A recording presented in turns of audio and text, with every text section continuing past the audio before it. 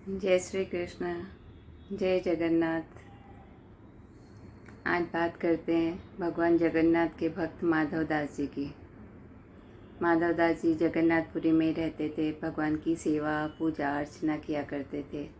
यही उनके जीवन का उद्देश्य था, भगवान के साथ बात करना, पूजा करना और उनकी सेवा करना।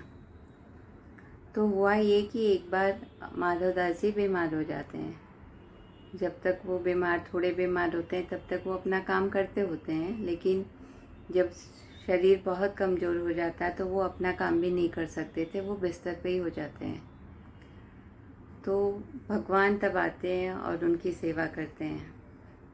माधव दास जी को जब होश आता तो उन्हें पता चलता भगवान आ गए और उनकी सेवा कर रहे हैं, तो उन्हें बहुत ख़राब लगता है। कहते हैं कि प्रभु, सेवा करने का काम तो मेरा है, आप तो कुछ भी कर सकते हैं, आप तो मुझे ठीक कर दीजिए ना।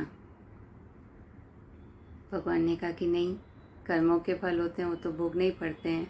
इस जन्म भोगो, नहीं तो फिर कैरी फॉरवर्ड होंगे, अगले जन्म में भोगने पड़ेंगे।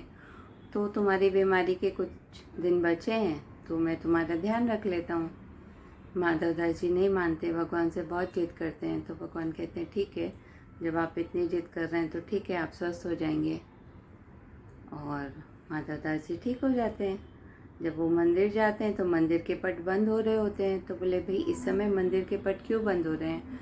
तो पुजारी जी ने कहा, जो मुख्य पुजारी थे, तो उन्होंने कहा कि भाई भगवान की तबीयत ठीक नहीं है। तो बोला, आपको कैसे पता चला कि भगवान की तबीयत ठीक नहीं है? बोला, अभी बस थोड़े समय पहले आकाशवाणी हुई और पता चला कि भगवान की तबीयत ठीक नहीं है, तो इस मंदिर का परिसर और अभी थोड़े कुछ समय के लिए बंद रहेगा। माधव दास जी समझ जाते हैं कि भगवान ने उनकी बीमारी अपने ऊपर ले ली। भगवान से बहुत कहते हैं कि भगवान आपने ये क्या किया? तो भगवान कहते, तुम मेरे सखा हो, भक्त हो, तो मैं तुम्हारे लिए इतना तो कर ही सकता हूँ। और कहते हैं उस दिन से हर साल भगवान रथ यात्रा के पहले 15 दिन उनका मंदिर बंद होता है। भगवान बीमार होते हैं और उन्हें भोग नहीं चढ़ाया जाता, और जो भोग चढ़ाया जाता है वो होती है कि खिचड़ी और काढ़ा। वो 56 भोग उनको उस समय नहीं मिलते हैं, खिचड़ी और काढ़ा ही मिलता है।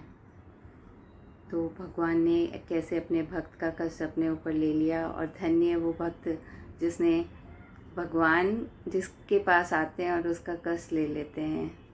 तो ऐसी कहानियाँ हमारे भक्त माधव दास जी की और कृपालु भगवान जगन्नाथ जी की। जय जगन्नाथ। सबका मंगल हो।